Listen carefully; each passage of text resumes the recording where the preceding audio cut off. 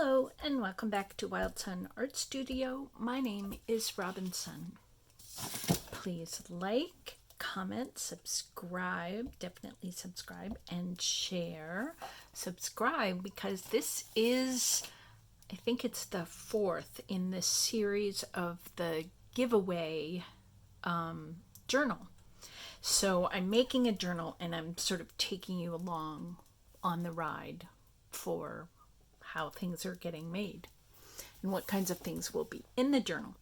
So one of the things I wanted to do was show you some tags that I'd made out of these two different kinds of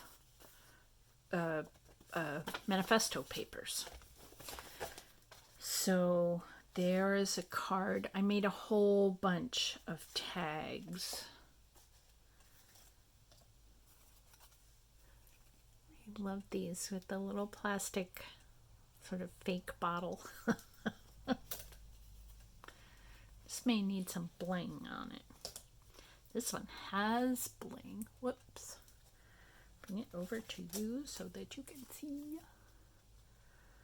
Another little bottle, more bling. Remember I wrote silver on that purple card to show you the silver. Anyway, I also made some little envelopes. I think this can go sideways in there, and then it becomes an envelope. This envelope has a little lace and a little tassel and a card, a triple card inside, and some more ephemera on the back. What else is in here? There's another one. Did I show you those? So these go here. And you've seen that. Oh, I wanted to show you this. Do you remember I said how Eva from the channel Bohemian Crafting has done some really cool, she's just an amazing artist. I love her work. And often I think, oh, I would like to try that. And then it just seems complicated. And also I have to say that her styling, her sense of colors and stuff is pretty different from mine. Anyway, I looked at a video of hers, I don't know, a day or so ago, and one of the things she often does is use tags as a kind of, no, it got glued in. I'll figure that out. She used tags as a sort of lock on like the side of an envelope or something. So she often puts these top and bottom flips in a on a page. So she puts pockets in there and uses little cards and tags and things. I think this down flip could use a little more thrill going on. Maybe this is today's job. I could put a paper cut on that. So, yeah, I wanted to show you that. This is her idea, but vastly sort of transformed by my sense of colors and all that. Another thing she did was use this Tim Holtz die cut to make can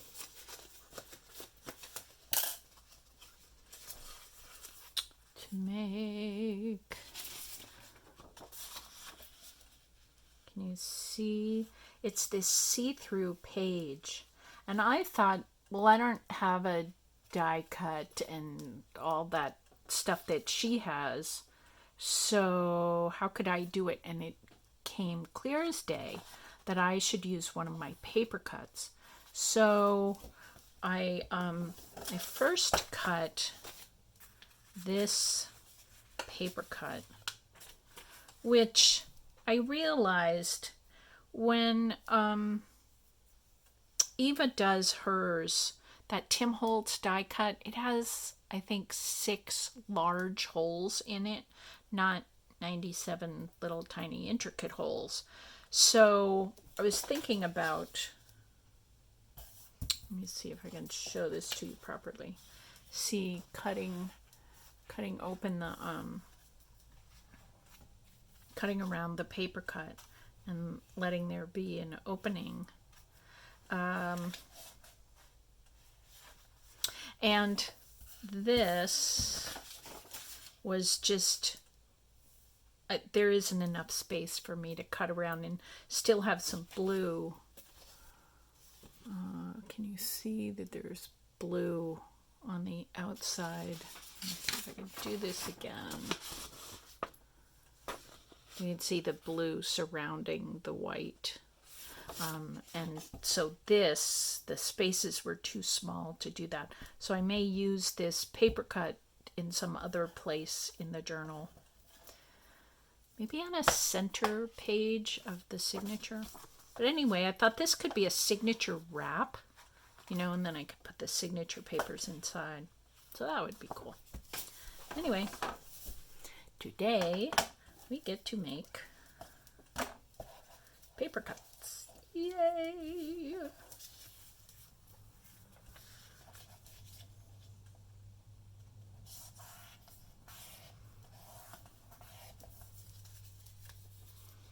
Someday, when I'm older and wiser or have more help, I will open an Amazon, those Amazon stores, the referral stores.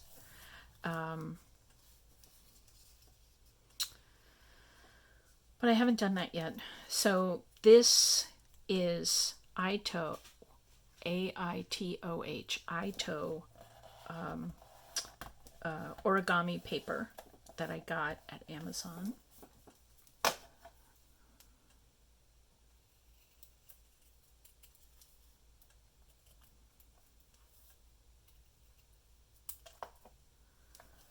Oops. Yeah, so if you look up the Aitoh, there are lots of different kinds of origami paper. I really like Aitoh the best. It is, I think, one of the thinnest or finest papers. I thought I had a paper. Oh, yes, I do. So some papers are double-sided like this, and I like this pale blue. So I kept this, but Aitoh comes with white. So I just like that better.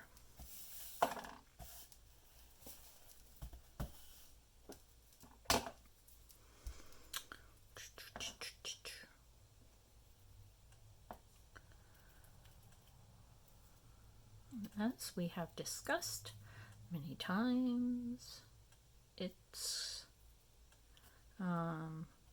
this cutting is a very left brain activity.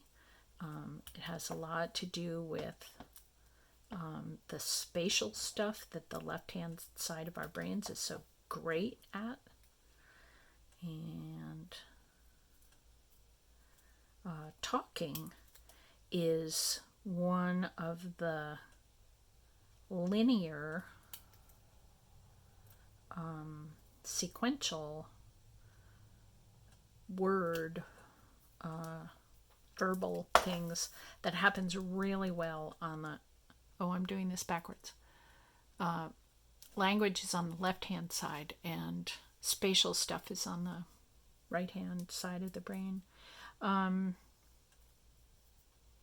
So sometimes when I'm cutting, when anyone is cutting, it's a little difficult to talk in a straight line. Talk in a straight line.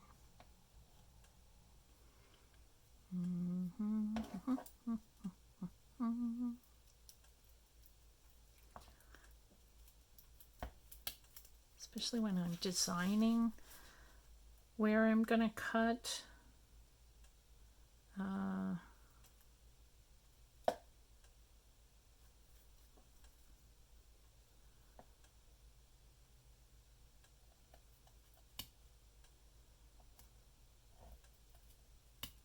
the right-hand side of my brain takes over and says, nope, shut up. Let me do this thing.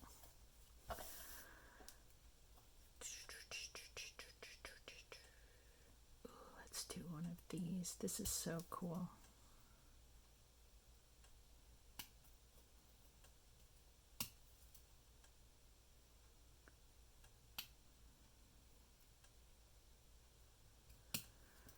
I'm sort of torn between telling you all the things that I have planned for this journal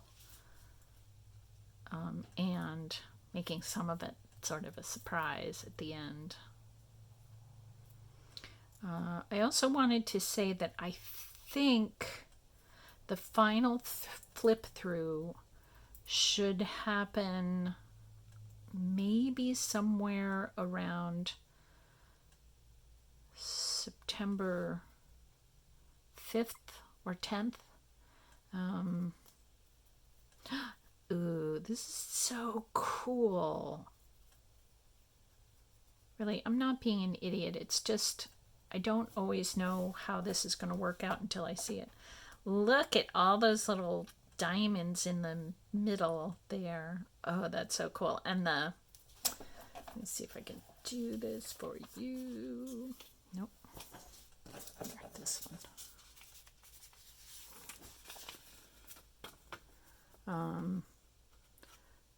The sort of scallops going on around the heart. I don't know. I don't usually make cuts like that. It's sort of new. Oh, that's really cool. Yay.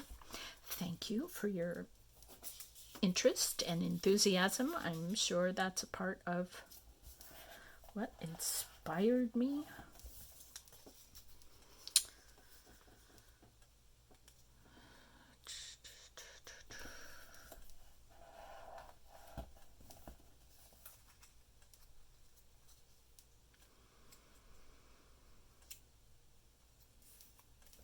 So we are coming up on, I think it was the 23rd of August.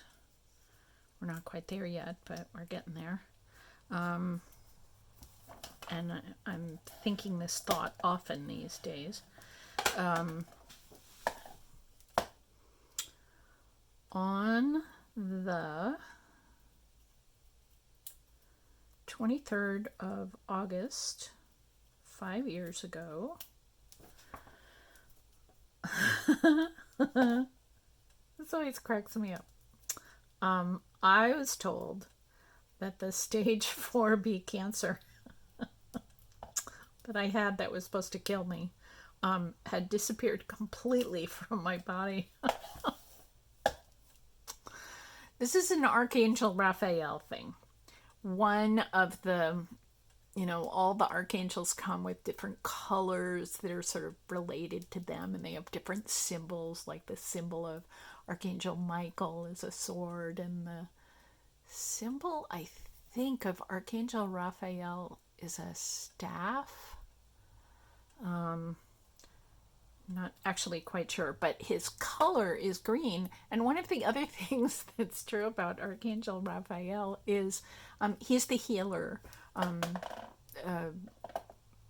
Archangel Michael is a protector, and Archangel Raphael is the healer, and Archangel Gabriel is the messenger, and there are like 12 of them, and I can't remember them all. Or I haven't memorized them yet. Let's put it that way. Anyway, another one of the symbols and signs of Raphael is laughter.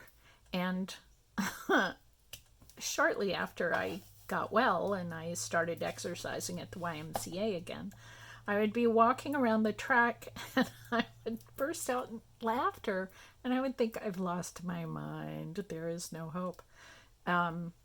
And the fact is that then I learned that Raphael's, deal is laughter. And I realized that there had been laughing angels in my world for like almost 20 years by then. And these guys were apparently sent by Raphael. And the laughter and the giddiness that I feel is just, I think, a symbol that Raphael is a part of my healing. So yeah, I was supposed to die. And I mean, I wasn't supposed to. It's just that's what the doctor said. Or that's what one of my doctors said. One of my other doctors, God, she's so cool, said, well, we never know. And somehow hearing that potentially positive statement from an allopathic doctor, she was actually my chemotherapy doctor, and she said, well, we have every hope that this will work. And usually stage 4B is what they say when there is no hope. And it's just a matter of time. And that's what my surgeon said. But my chemo doctor allowed for the possibility that there was hope for me. And that was very, very strong. It was very good medicine for me. It was very helpful. It helped me really believe that healing, I don't know why, was going to be possible. So anyway, we're coming up on 5 years, and since I got that message, and it was, I don't know, I had no idea what was going on. Like, I'd been praying and praying and praying and really hoping and trying to do all my spiritual homework and figure everything out. And I used to walk around the house swearing up a blue streak, telling everybody that I did not want to be in heaven yet. I had a bunch of things that I really, really, really wanted to do here on planet Earth. And, we don't live in a culture where we get taught that it's possible to heal stage 4 anything, especially not stage 4B something.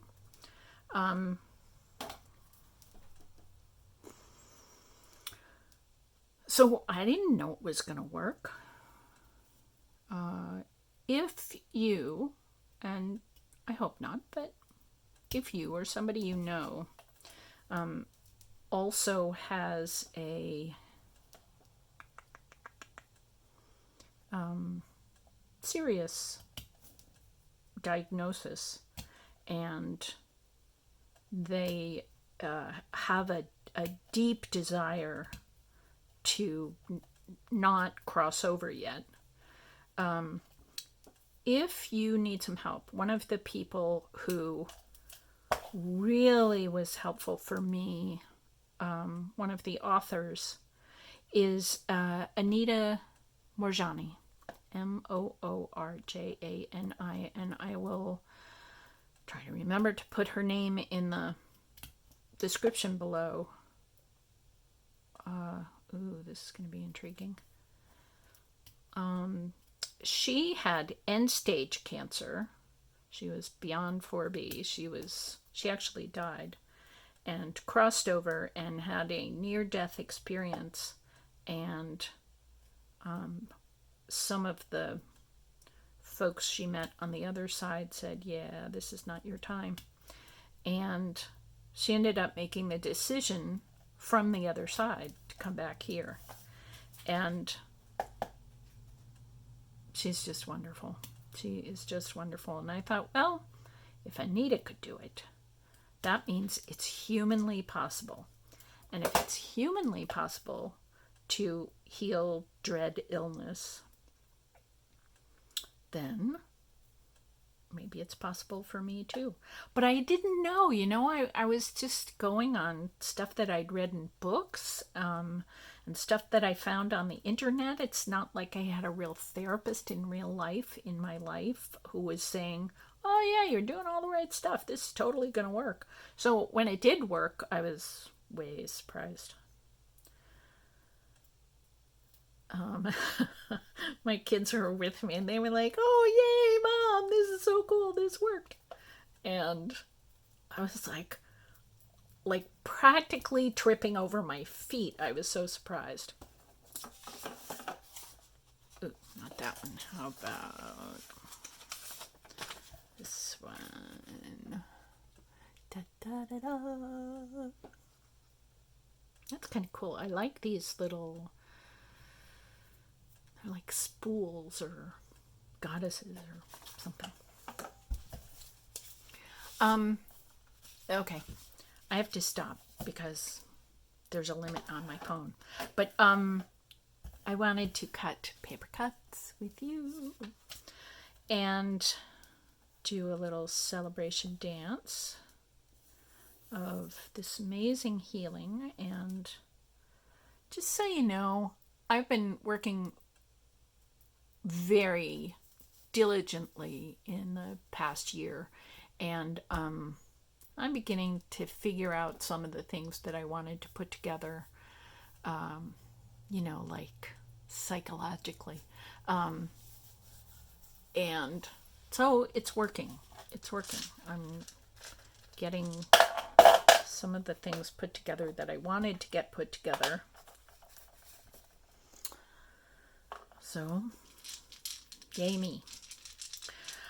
My blessing for you today is, Anita was talking about this on a video of hers that I just saw recently, and it was that she'd crossed over to the other side, and she said, well, if this was just a message, and if it was something I needed to learn, then how come all you angels and people didn't tell me long before this?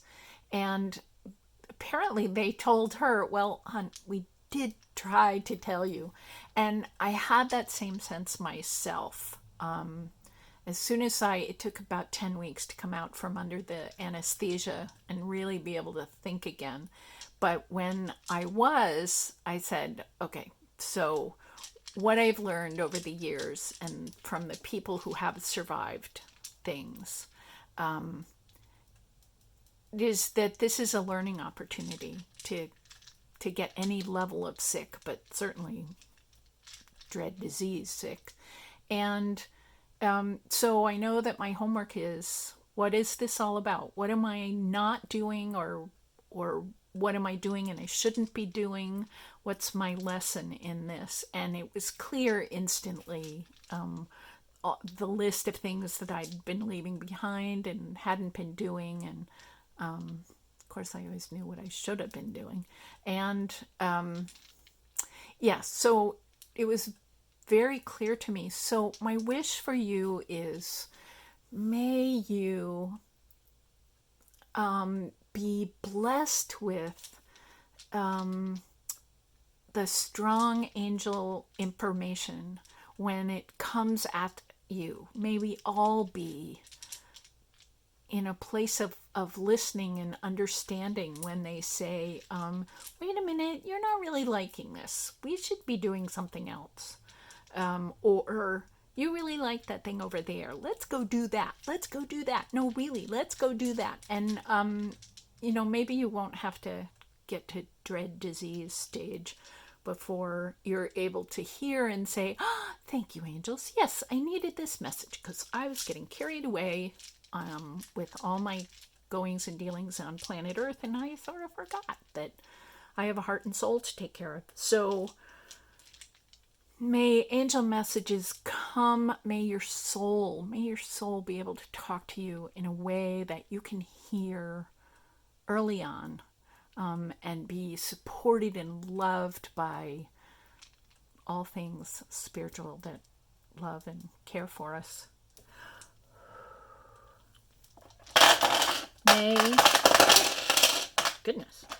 May your love messages come through bright and clear.